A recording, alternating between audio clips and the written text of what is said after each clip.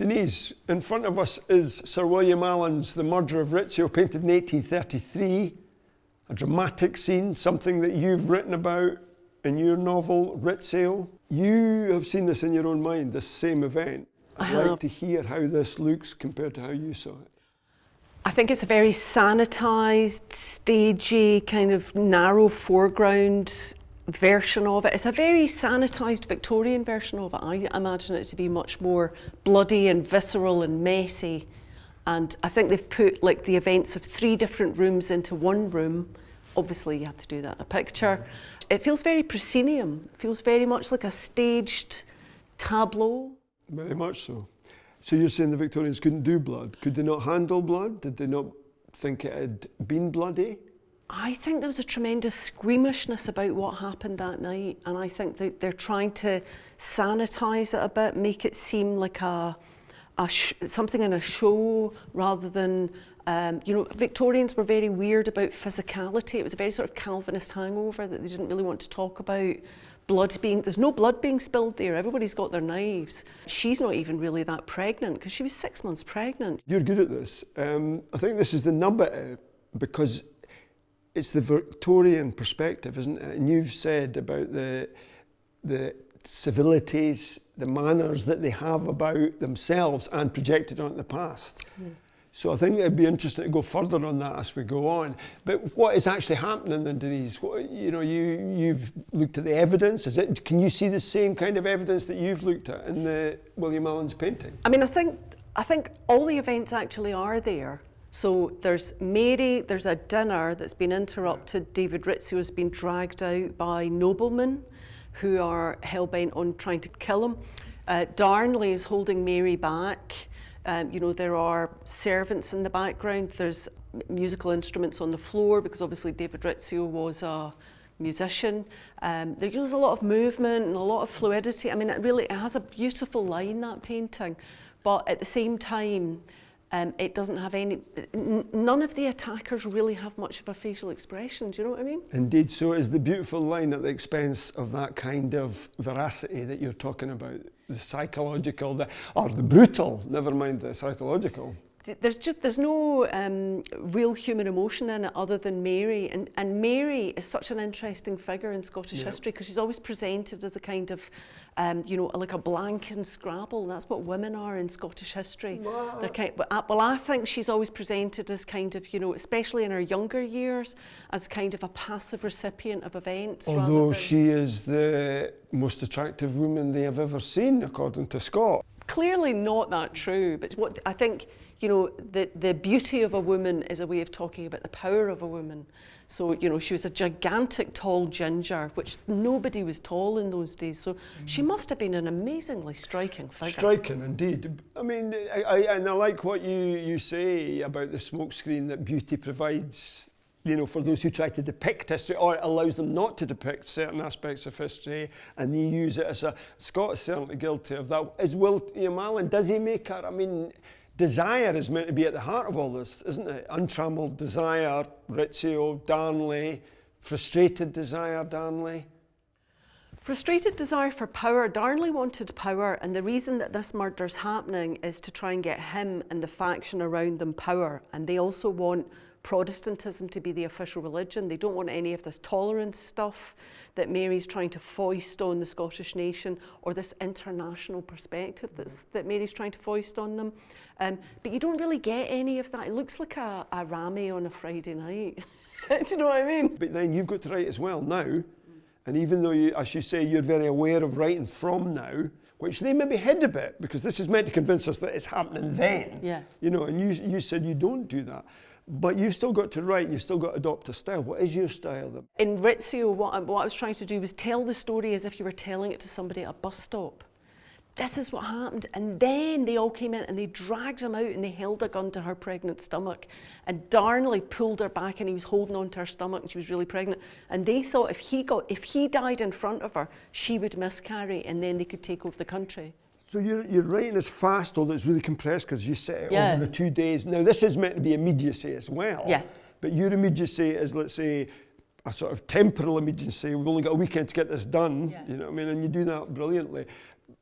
But it also strikes me that your pace, the speed that you do things, you use the evidence, that's all evidence backed. Oh yeah, it is. No, And that's what makes it really strong, I think. Yeah, that's the time frame. It was like a wild weekend, and it was all resolved. The coup was all resolved by the Sunday. But obviously the fallout from that was like, you know, went on for decades and decades. Yeah. I suppose there's a bed in the background as well, which is quite racy for... Not historically accurate. No, it's not. No, because correct. The meal happens in the turret room.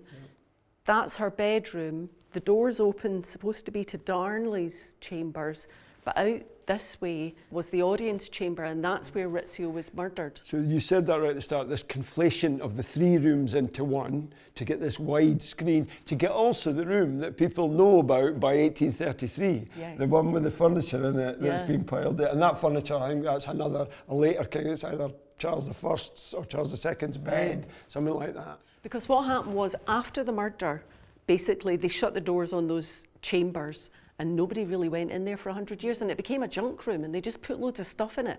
Then Walter Scott popularises these emotive narratives about Scottish history, and people from England become really interested in Scottish history, and that is the point at which this is being painted, because all those periods of Scottish history, they were so shameful and things got so crazy and out of order that everybody just sort of forgot about it. So people know that Rizzio was killed, but I think a lot of people are, I mean, I certainly was when I started researching it, are rediscovering that story and how pivotal it was and how it speaks to the moment that we're in now.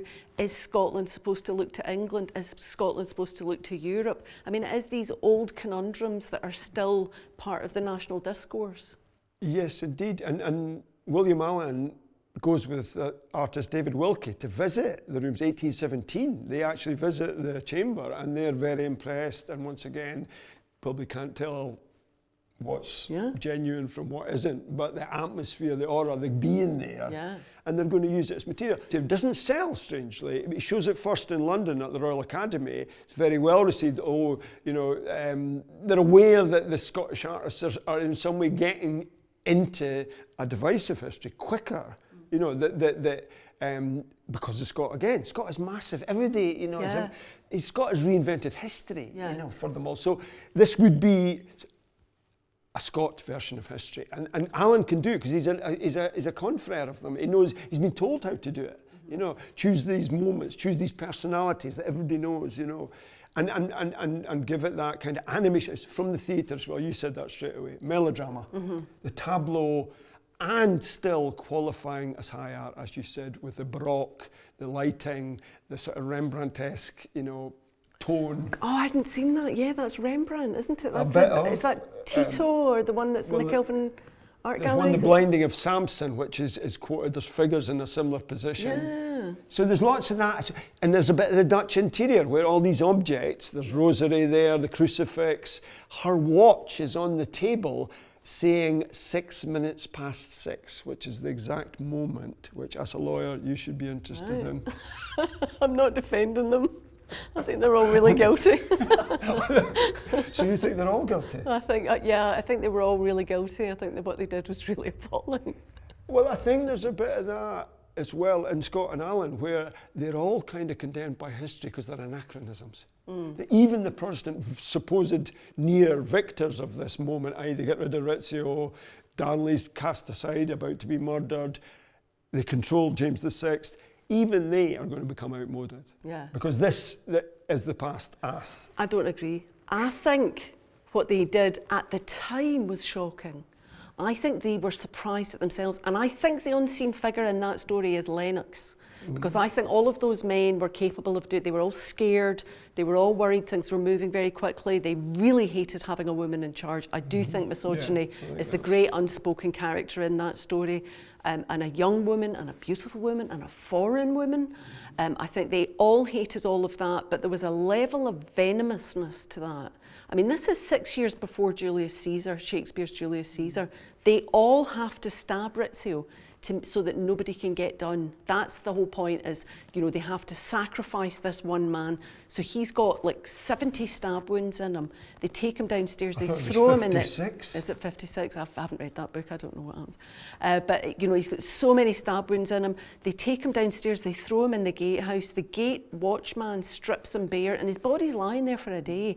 I mean, I think even they were shocked at the viciousness of what they'd done, and I don't think it was done for a purpose. I think the night got out of hand, which, if you're not from Glasgow, you may not be familiar with. I don't know, maybe you're from Falkirk and you do know. But I think that's what happened, is that the night got out of hand, and at the end of it, everyone was quite shocked by what happened and quite shocked by what they were capable of. You know quite a lot about this moment. What about a visitor coming in here who doesn't know anything about this history? How should they look at the picture? How should they get to the truth? To the truth through the picture? Can they? Well, I would say it's a truth. The truth in that picture is what Scotland was trying to wrestle with, a really brutal past during a very particular time in history. And the way that we were understanding our history at that time was through historical fiction. And I think you can really understand that as a historical fiction cleaned up, foreshortened version of what happened. What would you say? I would agree with you. What would this scene look like if a woman artist painted it? Now? Well, we can choose 1833 or now. Who would have painted it in 1833? Well, no, they may have done. They didn't, I wouldn't say, but there was women artists. But of course, history was kind of barred from them because, you know, that's the male peak of, you know, artistic achievement, excellence. But what would it look like from a woman's perspective? From a woman's perspective, there would be blood. I think women aren't as scared of blood as men are, for obvious reasons. I'm not going to say them because you look quite scared. Guilty. It's exhausting. There'd be a lot of blood. There would be more relationships in it.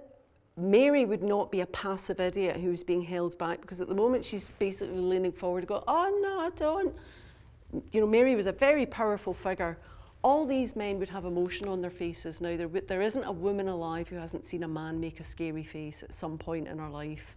And all of those men have neutral faces, possibly because they're representing, you know, historical antecedents of very important people. But the thing that really would shape what would go into that painting is, of course, the thing we never talk about in art, the market. Because you're saying that it was shown at the Royal Academy and it didn't sell. Now, one of the things that we always talk about artists as if they have absolute control over what goes on a canvas. They're trying to think of things to sell so they can do more art. So what would a woman artist have done? She would probably have done exactly the same thing. Well, it's a good point. And also, as you said, they're trying to dignify history. You know, this is to be a history painter is to dignify history one way or another, stylistically, but also to elevate it to a moral level. And that's in a way the secret of these pictures, that it's for the spectator to judge. So the past has been stilled, tamed to some extent, and the democratic entitlement now of the new middle class viewer is to be able to judge their betters in the past, you know. And that's very powerful, and in a way that's what this gallery is full of. So in a way you've taken that one stage further, Denise. You've let us judge them performing their judgment, and we can have our own opinions, I suppose. I mean, I think Mary would be more beautiful, because she's pretty, but she's not staggering there. Well, this is relative historically, isn't it? Because she looks like an actress on the stage at the time, you know, and in a way, and the costumes similarly, it's a bit of 1566, but it's hardly as constrained as it might have been, you know. So there's many privileges taken by the artist to make it attractive. You know. So Denise, I just want to say thank you so much for everything you've told us about how you see that picture. It's been fascinating to hear how it differs from the view that you take in your novel. And actually, it doesn't, because it's all situated in the moment that it was made, isn't it? Do you know what I mean? It's so interesting to hear you put that in context of what the artist was trying to do, the milieu he was among, what the consequences of that were. And actually, it's the same thing, because I'm just writing from the present moment, and they were painting from the present moment looking back. And I think that's the power that we want to give to the viewer, isn't it? That you are looking from now, acknowledge that, you're looking through 1833, recognise that, and they're looking at 1566. So none of it is true in that respect. Yeah, that's right, yeah.